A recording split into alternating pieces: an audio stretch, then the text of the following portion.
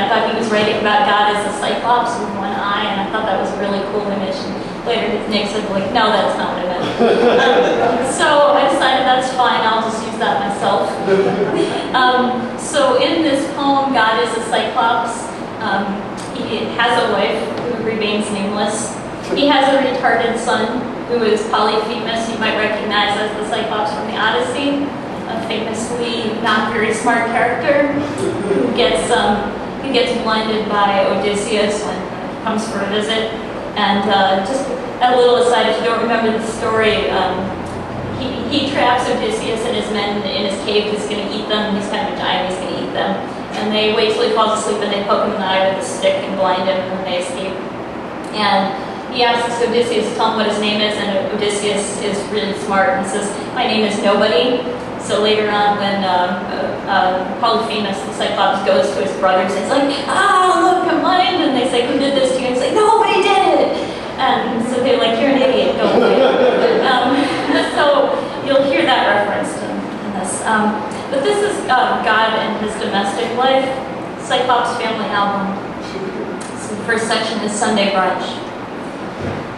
God the Cyclops cooks himself an egg, and one for Polyphemus, his dullard progeny, who sticks his hand in a box of sugar-frosted flakes, licks his fingers, thrusts his fist back in.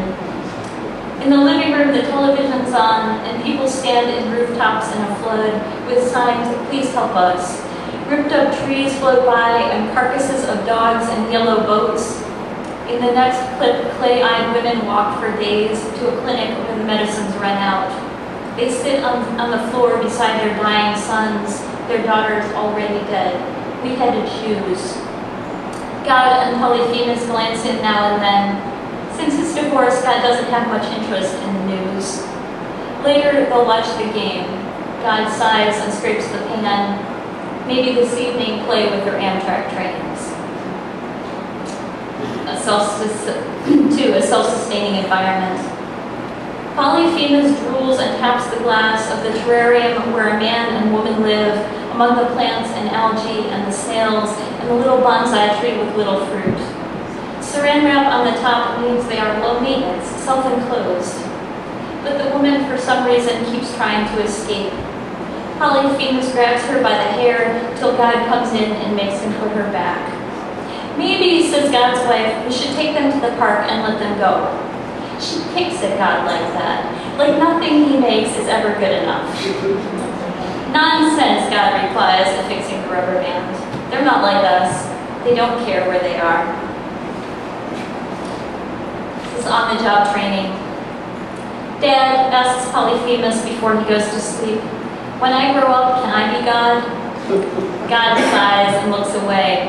If this keeps up, he thinks, they just might have to put him in a home. We'll see, he says. Right now, it's time for bed. He pats him on the head, turns out the light. Later on, God's wife starts in. Why discourage him, she wants to know. He's slow, God says. Oh yeah, whose fault is that? Besides, you weren't so good at it at first, Mr. High and Mighty, with your flood. Do you have to bring that up, says God. He wants to go to sleep. It could be time to can the wife, he thinks, or maybe find a different job. Discipline. Polyphemus gets beat up at school. The other kids don't like him. They say his dad's a fraud.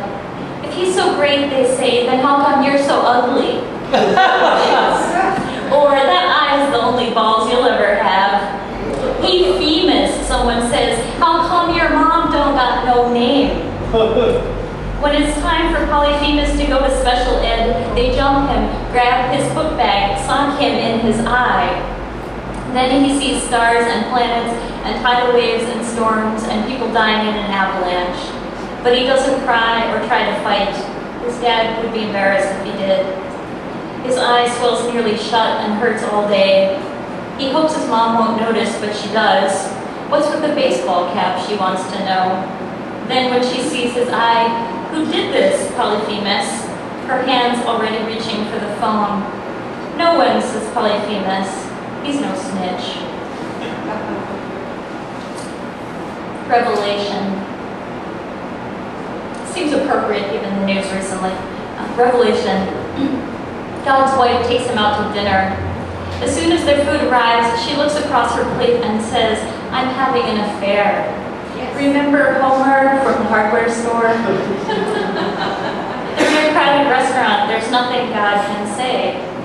Obviously, Polyphemus has to come with me, but he can't switch schools, so in the interim, God looks down at the prime rib on his plate. "How long has this been going on?" he asks. "You know," she says, "a while, a couple years." She twists her napkin, wipes her water glass. "Look," she says, "I'm sorry, I just can't do this anymore. You always have to be in charge, you know?" God's potato's getting cold. He wishes he could eat, but he knows he isn't hungry anymore. "Did you know your son got in a fight at school?" "Well, did you?" She waits for him to answer, but he won't. "That's what I thought," she says. "But I love you," God protests. "Look," she says, "and don't start with that, okay? That's your answer for everything." He feels his stomach burn. He's getting mad as a salad bar begins to give off smoke. "So you leave me for a schmuck who mixes paint?" "He doesn't," she corrects. "He works in tools." "And Homer," God invokes, "he's got what on me?" God's wife looks across at him and gives a little shrug. "He's sweet to me," she says. "He fixes stuff." Strategic plans. When you grow up, God says to Polyphemus, "We're going to start a business, God and Son. I've got a job I think you'll like. You'll get to travel. Doesn't that sound fun?" Polyphemus squints and frowns. "I don't want to, Dad. I want to be a shepherd, live outside, make ladies pretty slippers for their feet." Good God, thinks God. His mother's reading him those books again. "No," he says, "you can't do that. You'll end up homeless, living in a cave." This is the last section, Judgment Day.